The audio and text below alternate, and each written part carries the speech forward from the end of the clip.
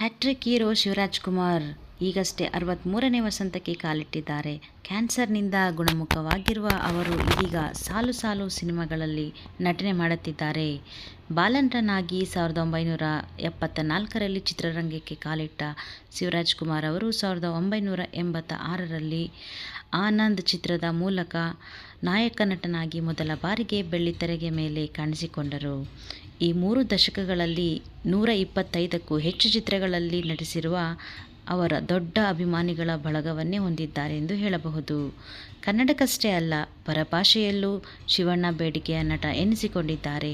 ರಜನಿಕಾಂತ್ ಅಭಿನಯದ ಜೈಲರ್ ಸಿನಿಮಾದಲ್ಲಿ ಶಿವಣ್ಣನ ಅಭಿನಯ ಎಲ್ಲರ ಮೆಚ್ಚುಗೆಗೆ ಪಾತ್ರವಾಗಿತ್ತು. ಅಲ್ಲಿಂದ ಪರಭಾಷೆಯಲ್ಲೂ ಶಿವಣ್ಣನ ಬೇಡಿಕೆ ಹೆಚ್ಚಿದ್ದು, ಹಲವು ಚಿತ್ರಗಳಿಗೆ ಸಹಿ ಮಾಡಿದ್ದಾರೆ ಎಂದು ಹೇಳಲಾಗುತ್ತಿದೆ. ಇತ್ತೀಚೆಗೆ ಅನಾರೋಗ್ಯಕ್ಕೆ ಒಳಗಾಗಿದ್ದ ಅವರು 5-6 ತಿಂಗಳು ವಿರಾಮ ಪಡೆದಿದ್ದರು. ಅಮೆರಿಕದಲ್ಲಿ ಚಿಕಿತ್ಸೆ ಪಡೆದು ಚೇತರಿಸಿರುವ ಅವರು ಮತ್ತೆ ನಟನೆಗೆ ಇಳಿದಿದ್ದಾರೆ. ಶಿವರಾಜ್‌ಕುಮಾರ್ ಅವರ ಕೈಯಲ್ಲಿ ಸಾಲು ಸಾಲು ಸಿನಿಮಾಗಳಿದ್ದು, ಕೆಲ ಸಿನಿಮಾಗಳು ಬಿಡುಗಡೆಗೆ ಸಿದ್ಧವಾಗಿದೆ ಎಂದು ಹೇಳಬಹುದು. 666 ಆಪರೇಷನ್ ಡ್ರೀಮ್ ಥಿಯೇಟರ್ ಅಂತಲೇ ಹೇಳ್ಬೋದು. ಹೇಮಂತ್ ರಾವ್ ನಿರ್ದೇಶನದ 666 ಆಪರೇಷನ್ ಡ್ರೀಮ್ ಥಿಯೇಟರ್ನಲ್ಲಿ ಡಾಲಿ ಧನಂಜಯ್ ಮತ್ತು ಶಿವರಾಜ್‌ಕುಮಾರ್ ನಟಿಸುತ್ತಿದ್ದಾರೆ. ಶಿವರಾಜ್‌ಕುಮಾರ್ ಅವರ ಫಸ್ಟ್ ಲುಕ್ ಅನ್ನು ಚಿತ್ರತಂಡ ಇತ್ತೀಚೆಗಷ್ಟೇ ಬಿಡುಗಡೆಗೊಳಿಸಿದ್ದು, ಕೈಯಲ್ಲೊಂದು ಪಿಸ್ತೂಲ್ ಹಿಡಿದು ಜೇಮ್ಸ್ ಬಾಂಡ್ ಅವತಾರದಲ್ಲಿ ಕಾಣಿಸಿಕೊಂಡಿದ್ದಾರೆ. ಟಗರು 2 ಟಗರು ಚಿತ್ರದ ಯಶಸ್ಸಿನ ನಂತರ ಟಗರು 2 ಸಿನಿಮಾಕ್ಕೆ ದುನಿಯಾ ಸೂರಿ ಆಕ್ಷನ್ ಕಟ್ ಹೇಳುವುದಕ್ಕೆ ಅಣಿಯಾಗಿದ್ದಾರೆ. ಟಗರು ಚಿತ್ರದಲ್ಲಿ ಖಡಕ್ ಪೊಲೀಸ್ ಅಧಿಕಾರಿಯಾಗಿ ನಟಿಸಿದ್ದ ಶಿವಣ್ಣ ಟಗರು 2 ಚಿತ್ರದಲ್ಲೂ ಅದೇ ಕದರ್ನಲ್ಲಿ ಕಾಣಿಸಿಕೊಳ್ಳಲಿದ್ದಾರೆ ಎಂದು ಹೇಳಬಹುದು. ಈ ಸಿನಿಮಾವನ್ನು ಕೆ.ಪಿ. ಶ್ರೀಕಾಂತ್ ನಿರ್ಮಾಣ ಮಾಡಲಿದ್ದಾರೆ. 45 ಸಂಗೀತ ನಿರ್ದೇಶಕ ಅರ್ಜುನ್ ಜನ್ಯ ಚೊಚ್ಚಲ ನಿರ್ದೇಶನದ 45 ಸಿನಿಮಾದಲ್ಲೂ ಶಿವಣ್ಣ ಬಣ್ಣ ಹಚ್ಚಲಿದ್ದಾರೆ ಎಂದು ಕೇಳಿಬರುತ್ತಿದೆ. ಈ ಚಿತ್ರದಲ್ಲಿ ಉಪೇಂದ್ರ ರಾಜ್, ಬಿ. ಶೆಟ್ಟಿ ಕೂಡ ನಟಿಸಿದ್ದಾರೆ. ಚಿತ್ರವನ್ನು ಎಂ. ರಮೇಶ್ ರೆಡ್ಡಿ ಅವರು ತಮ್ಮ ಸೂರಜ್ ಪ್ರೊಡಕ್ಷನ್ ಬ್ಯಾನರ್ನಲ್ಲಿ ನಿರ್ಮಾಣ ಮಾಡಿದ್ದಾರೆ. ಈ ಸಿನಿಮಾ ಕನ್ನಡ, ತಮಿಳ್, ತೆಲುಗು, ಹಿಂದಿ ಹಾಗೂ ಮಲಯಾಳಂನಲ್ಲಿ ತೆರೆ ಕಾಣಲಿದೆ. ಚಿತ್ರಕ್ಕೆ ಅರ್ಜುನ್ ಜನ್ಯ ಅವರದೇ ಚಿತ್ರಕಥೆ ಬರೆದು ಸಂಗೀತ ಸಂಯೋಜಿಸಿದ್ದಾರೆ. ಮತ್ತೊಂದು ಚಿತ್ರ ಎ ಫಾರ್ ಆನಂದ್. ವಿಭಿನ್ನ ಪಾತ್ರಗಳಲ್ಲಿ ನಟಿಸಲಿರುವ ಶಿವರಾಜ್‌ಕುಮಾರ್ ಅವರು ಇದೀಗ ಶಿಕ್ಷಕನ ಪಾತ್ರದಲ್ಲಿ ಬಣ್ಣ ಹಚ್ಚಿದ್ದಾರೆ. ಶ್ರೀನಿ ನಿರ್ದೇಶನದ ಎ ಫಾರ್ ಆನಂದ್ ಚಿತ್ರದಲ್ಲಿ ಶಿವಣ್ಣ ಪೆನ್ನು ಬಳಪ ಹಿಡಿದಿದ್ದಾರೆ. ವೇದ ಭೈರತಿರಣಗಲ್ ಬಳಿಕ ಗೀತಾ ಪಿಕ್ಚರ್ ನಿರ್ಮಾಣ ಮಾಡುತ್ತಿರುವ 3ನೇ ಸಿನಿಮಾ ಇದಾಗಿದೆ. ಮಫ್ತಿ ಸಿನಿಮಾದಲ್ಲಿ ಡಾನ್ ಆಗಿ, ಟಗರು ಸಿನಿಮಾದಲ್ಲಿ ಪೊಲೀಸ್ ಆಗಿ, ಭೈರತಿ ರಣಗಲ್ ಸಿನಿಮಾದಲ್ಲಿ ಲಾಯರ್ ಆಗಿ ಹೀಗೆ ಭಿನ್ನ ಭಿನ್ನ ಪಾತ್ರಗಳಲ್ಲಿ ಬಣ್ಣ ಹಚ್ಚುತ್ತಿರುವ ಶಿವರಾಜ್‌ಕುಮಾರ್ ಅವರು ಮೇಸ್ಟ್ರಾಗಿ ಬಣ್ಣ ಹಚ್ಚಲಿದ್ದಾರೆ. ಹಾಗೆ ಪೆದ್ದಿ ತೆಲುಗು ನಟ ರಾಮ್ ಚರಣ್ ನಟನೆಯ ಪೆದ್ದಿ ಚಿತ್ರದಲ್ಲಿ ಶಿವಣ್ಣ ಪ್ರಮುಖ ಪಾತ್ರ ವಹಿಸಿದ್ದಾರೆ ಎಂದು ಹೇಳಲಾಗಿದೆ. ಈ ಚಿತ್ರವನ್ನು ಬುಜ್ಜಿಬಾಬು ಸನ ನಿರ್ದೇಶಿಸಿದ್ದಾರೆ. ವೃದ್ಧಿ ಸಿನಿಮಾಸ್ ಬ್ಯಾನರ್ ಅಡಿಯಲ್ಲಿ ಮೈತ್ರಿ ಮೂವಿ ಮೇಕರ್ಸ್ ಮತ್ತು ಸುಕುಮಾರ್ ರೈಟಿಂಗ್ಸ್ ಪ್ರಸ್ತುತಪಡಿಸಿದ್ದಾರೆ ಎಂದು ಹೇಳಬಹುದು. ಇನ್ನು ಜೈಲರ್ 2 ಬಾಕ್ಸ್ ಆಫೀಸ್ನಲ್ಲಿ ಧೂಳೆಬ್ಬಿಸಿದ ಸೂಪರ್ ಸ್ಟಾರ್ ರಜನಿಕಾಂತ್ ಅಭಿನಯದ ಜೈಲರ್ ಸಿನಿಮಾದ 2ನೇ ಭಾಗ ಜೈಲರ್ 2 ಘೋಷಣೆಯಾಗಿದೆ. ಈ ಚಿತ್ರದಲ್ಲೂ ಶಿವಣ್ಣ ಅಭಿನಯಿಸುತ್ತಿದ್ದಾರೆ. ಜೈಲರ್ ನಿರ್ದೇಶಿಸಿದ ನೆಲ್ಸನ್ ದಿಲೀಪ್ ಕುಮಾರ್ ಅವರೇ ಜೈಲರ್ 2 ನಿರ್ದೇಶಿಸುತ್ತಿದ್ದು, ಕುತೂಹಲ ಮೂಡಿಸಿದೆ ಜನರಲ್ಲಿ ಎಂದು ಹೇಳಲಾಗಿದೆ. ಈ ವರ್ಷಾಂತ್ಯಕ್ಕೆ ಸಿನಿಮಾ ಬಿಡುಗಡೆಯಾಗುವ ಸಾಧ್ಯತೆ ಇದೆ. ಏನೇ ಆದರೂ ಶಿವಣ್ಣ, ನಿಮಗೆ ಒಳ್ಳೆಯದಾಗಲಿ, ಆಲ್ ದಿ ಬೆಸ್ಟ್. ರಾಜ್‌ಕುಮಾರ್ ಫ್ಯಾಮಿಲಿಯ ಸಂಭ್ರಮ ಅಂತಲೇ ಹೇಳ್ಬೋದು. ರಾಜ್‌ಕುಮಾರ್ ಹಾಗೂ ಪಾರ್ವತಮ್ಮ ವಿವಾಹವಾಗಿದ್ದು 1953ರಲ್ಲಿ ಜೂನ್ 25ರಂದು. ಎಷ್ಟೇ ಪ್ರಯತ್ನಿಸಿದರೂ ದಂಪತಿಗೆ ಮಗು ಹುಟ್ಟಿರಲೇ ಇಲ್ಲ.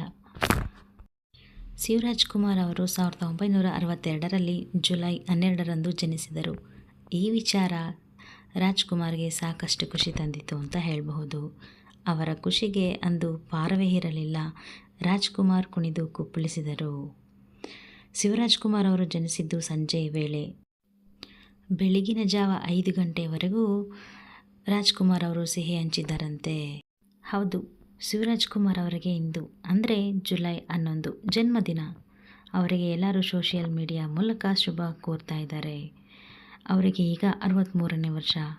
ಶಿವಣ್ಣ ಹೆಸರಲ್ಲಿ ಸಾಕಷ್ಟು ಒಳ್ಳೆಯ ಕೆಲಸ ಕೂಡ ಮಾಡಿಕೊಂಡು ಬಂದಿದ್ದಾರೆ. ಒಂದು ವಿಶೇಷ ಅಂದರೆ ಶಿವರಾಜ್ ಕುಮಾರ್ ಹುಟ್ಟಿದಾಗ ರಾಜ್ಕುಮಾರ್ ಅವರು ಸಂಭ್ರಮಿಸಿದ್ದರು. ಏಕೆಂದರೆ ಮದುವೆಯಾಗಿ 9 ವರ್ಷ ಆದ್ರೂ ಮಕ್ಕಳಿಲ್ಲದ ಕಾರಣ ಮೊದಲನೇ ಬಾರಿ ಶಿವಣ್ಣ ಹುಟ್ಟಿದಾಗ ಅವ್ರನ್ನ ನೋಡಿದ ಕ್ಷಣ ಕುಣಿದು ಕುಪ್ಪಳಿಸಿದರಂತೆ ಎಂದು ವೀಕೆಂಡ್ ವಿತ್ ರಮೇಶಲ್ಲಿ ಈ ಬಗ್ಗೆ ಹೇಳಿಕೊಂಡಿದ್ದರು ಶಿವರಾಜ್ ಕುಮಾರ್ ಅವರು. ಹಾಗೆ ಅವರ ಕುಟುಂಬದ ಬಗ್ಗೆಯೂ ಕೂಡ ಹೇಳಿದ್ದಾರೆ. ನಮ್ಮ ಮನೆಯಲ್ಲಿ 20ರಿಂದ 25 ಜನರು ಇರುತ್ತಿದ್ದರು. ಎಲ್ಲರೂ ಕಸಿನ್ಸ್ ಬಟ್ಟೆ ತೆಗೆದುಕೊಳ್ಳಲು ಒಟ್ಟಿಗೆ ಹೋಗುತ್ತಿದ್ದೆವು. ನನಗೆ ಹಲವು ತಾಯಂದಿರು, ಅದರಲ್ಲಿ ನಾಗಮ್ಮ ಕೂಡ ಒಬ್ಬರು. ಅವರು ನನ್ನನ್ನು ಚಿಕ್ಕ ವಯಸ್ಸಿನಲ್ಲಿ ಸಾಕಿ ಬೆಳೆಸಿದ್ದಾರೆ ಎಂದು ಶಿವಣ್ಣ ಹೇಳಿದರು.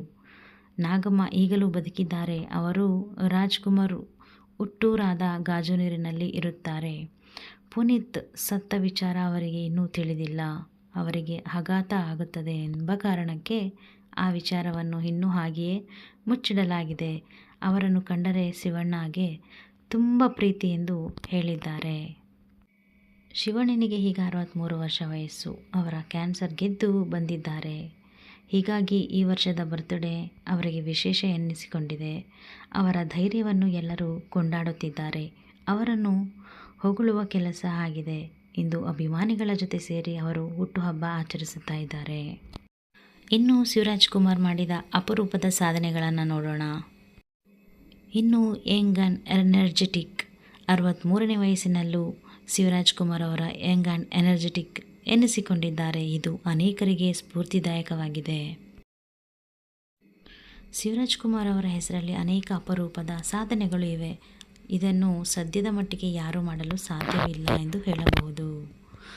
ಓಂ ಸಿನಿಮಾ ಶಿವರಾಜ್ ಕುಮಾರ್ ನಟನೆಯ ಓಂ ಚಿತ್ರ 550 ಬಾರಿ ರಿಲೀಸ್ ಕಂಡಿದೆ. ಈ ಸಾಧನೆಯನ್ನು ಮುರಿಯಲು ಯಾವ ಸಿನಿಮಾ ಬಳಿಯೂ ಸಾಧ್ಯವಿಲ್ಲ. ಶಿವರಾಜ್ ಕುಮಾರ್ ಅವರು ಕನ್ನಡ ಚಿತ್ರರಂಗಕ್ಕೆ ನೀಡಿರುವ ಕೊಡುಗೆಯನ್ನು ಗಮನಿಸಿ ಅವರಿಗೆ ಡಾಕ್ಟರೇಟ್ ನೀಡಿ ಗೌರವಿಸಲಾಗಿದೆ ಅನ್ನೋದು ಒಂದು ವಿಶೇಷ. ಶಿವರಾಜ್ ಕುಮಾರ್ ಅವರು ಹೀರೋ ಆಗಿ ನಟಿಸಿದ ಮೊದಲ ಚಿತ್ರ ಆನಂದ್ ಯಶಸ್ಸು ಕಂಡಿತು. 25 ವಾರಗಳ ಕಾಲ ಈ ಸಿನಿಮಾ ಪ್ರದರ್ಶನ ಕಂಡಿತು ಎಂದು ಹೇಳಬಹುದು. ಹ್ಯಾಟ್ರಿಕ್ ಹೀರೋ ಶಿವರಾಜ್ ಕುಮಾರ್ ನಟಿಸಿದ 3 ಸಿನಿಮಾಗಳು ಬ್ಯಾಕ್ ಟು ಬ್ಯಾಕ್ ರಿಲೀಸ್ ಆಗಿ ಹಿಟ್ ಆದವು. ಇದು ಅವರು ಮಾಡಿದ ಸಾಧನೆಯಲ್ಲಿ ಮೊದಲನೆಯದೆಂದು ಹೇಳಬಹುದು. ಹಲವು ಚಿತ್ರ ಶಿವರಾಜ್ ಕುಮಾರ್ ನಟನೆಯ 2 ಮತ್ತು 3 ಸಿನಿಮಾಗಳು ಪ್ರತಿ ವರ್ಷ ರಿಲೀಸ್ ಆಗುತ್ತದೆ. ಇದನ್ನು ಯಾವ ನಟರು ಅಚೀವ್ ಮಾಡಲು ಸಾಧ್ಯವಾಗಲೇ ಇಲ್ಲ ಎಂದು ಹೇಳಬಹುದು. 63ನೇ ಹುಟ್ಟುಹಬ್ಬ ಆಚರಿಸುತ್ತಿರುವ ಶಿವಣ್ಣನ ಮನೆ ಮುಂದೆ ಅಭಿಮಾನಿಗಳು ಜಮಾಯಿಸಿದರು. ನೆಚ್ಚಿನ ನಟನ ಹುಟ್ಟುಹಬ್ಬವನ್ನು ಮಧ್ಯರಾತ್ರಿ 12 ಗಂಟೆಗೆ ಕೇಕ್ ಕತ್ತರಿಸಿ ಪಟಾಕಿ ಸಿಡಿಸಿ ಸಂಭ್ರಮಿಸಿದ್ದಾರೆ. ಬೆಂಗಳೂರಿನ ಮಾನ್ಯತಾ ಟೆಕ್ ಪಾರ್ಕ್ನ ನಿವಾಸದಲ್ಲಿ ಪತ್ನಿ ಗೀತಾ ಜೊತೆ ಕೇಕ್ ಕಟ್ ಮಾಡುವ ಮೂಲಕ ಶಿವಣ್ಣ ಹುಟ್ಟುಹಬ್ಬ ಸೆಲೆಬ್ರೇಟ್ ಮಾಡಿಕೊಂಡಿದ್ದಾರೆ. ಇನ್ನು ನಟ ಶಿವಣ್ಣನನ್ನು ನೋಡಲು ನೂರಾರು ಸಂಖ್ಯೆಯಲ್ಲಿ ಅಭಿಮಾನಿಗಳು ಆಗಮಿಸಿದರು. ಮನೆ ಬಳಿ ಬ್ಯಾನರ್ ಹಾಕಿ ಪಟಾಕಿ ಸಿಡಿಸಿ ಸಂಭ್ರಮಿಸಿದ್ದಾರೆ. ಮುಖ್ಯವಾಗಿ ಶಿವಣ್ಣ ಮನೆ ಬಳಿ ಮುಂಜಾಗ್ರತಾ ಕ್ರಮವಾಗಿ ಪೊಲೀಸ್ ಭದ್ರತೆ ಯೋಜನೆಯನ್ನು ಮಾಡಲಾಗಿತ್ತು. ಈ ಮಧ್ಯೆ ಮನೆ ಬಳಿ ಆಗಮಿಸಿದ್ದ ಅಭಿಮಾನಿಗಳಿಗೆ ಶೇಕ್ ಹ್ಯಾಂಡ್ ಮಾಡಿ ಕಳುಹಿಸಿಕೊಟ್ಟಿದ್ದಾರೆ ಎಂದು ಹೇಳಲಾಗಿದೆ. 666 ಆಪರೇಷನ್ ಡ್ರೀಮ್ ಥಿಯೇಟರ್ನಲ್ಲಿ ಶಿವಣ್ಣ ಹೊಸ ಗೆಟಪ್ನಲ್ಲಿ ಕಾಣಿಸಿಕೊಂಡಿದ್ದಾರೆ. ಶೂಟ್ ಧರಿಸಿ ಕೈಯಲ್ಲಿ ವಿಂಟೇಜ್ ರಿವಾಲ್ವರ್ ಹಿಡಿದು ತೀಕ್ಷ್ಣ ನೋಟದೊಂದಿಗೆ ಹೆಜ್ಜೆ ಹಾಕುತ್ತಾ ಸ್ಟೈಲಿಶ್ ಆಗಿರುವ ಪಾತ್ರವನ್ನು ತಂಡ ತಮ್ಮ ಸೋಷಿಯಲ್ ಮೀಡಿಯಾ ಮೂಲಕ ಬಿಡುಗಡೆ ಮಾಡಿದೆ.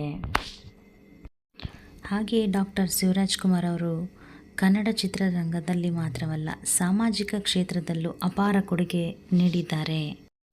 ಸಾಮಾಜಿಕ ಸೇವೆ ಮತ್ತು ಕಾಳಜಿ, ದಾನ ಧರ್ಮ ಹಾಗೂ ಸಹಾಯ ಕೂಡ ಮಾಡಿದ್ದಾರೆ.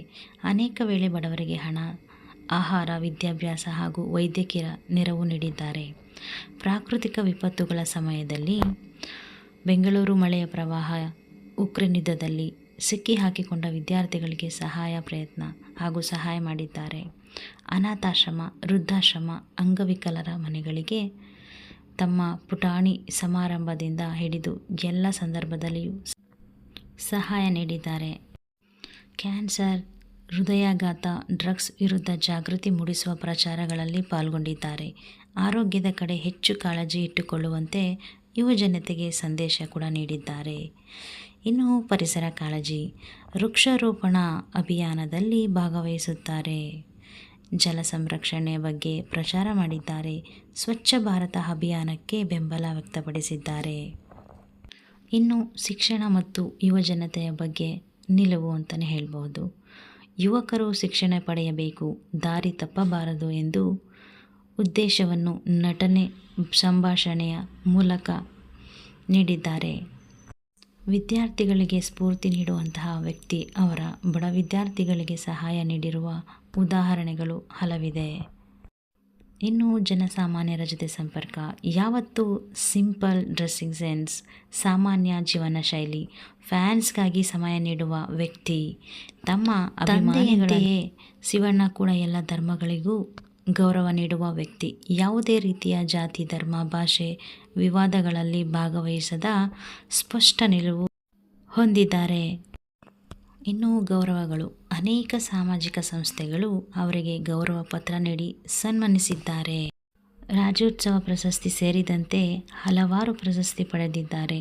ಅದರ ಹಿಂದಿನ ಕಾರಣಕ್ಕೆ ಮಟ್ಟದ ವ್ಯಕ್ತಿತ್ವ ಮತ್ತು ಸಮಾಜಮುಖಿ ಕಾರ್ಯಗಳು ಕೂಡ ಕಾರಣ. ಹುಟ್ಟುಹಬ್ಬದ ಶುಭಾಶಯಗಳು ಶಿವಣ್ಣ.